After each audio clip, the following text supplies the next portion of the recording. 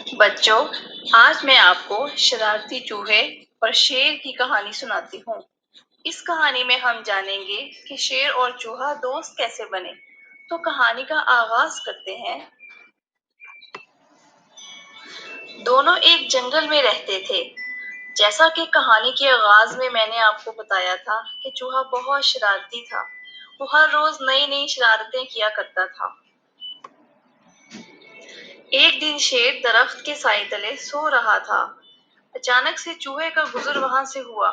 اس کو شرارت سوچی اور وہ شیر کی کمر پر چڑھ کر کودنے لگا، جس کی وجہ سے شیر کی آنکھ کھل گئی۔ چوہے کی اس حرکت سے اسے بہت غصہ آیا۔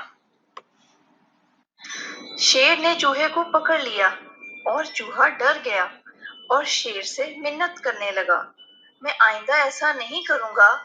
شیر کو اس پر رحم آ گیا اور اس نے چوہے کو جانے دیا۔ جاتے جاتے چوہے نے شیر سے کہا، میں اس احسان کا بدلہ ضرور دوں گا۔ شیر اس بات پر کھل کر ہنس پڑا۔ ایک دن کچھ شکاری جنگل میں آئے اور شکار کے لیے جال بچھانے لگے اور شیر ان کے جال میں پھنس گیا۔ اچانک سے وہی چوہا بھی وہاں آ گیا۔ اس نے جب شیر کو مشکل میں دیکھا تو اپنے تیز دانتوں سے جال کو کاٹ ڈالا۔ شیر آزاد ہو گیا۔ اس نے چوہے کا شکریہ ادا کیا۔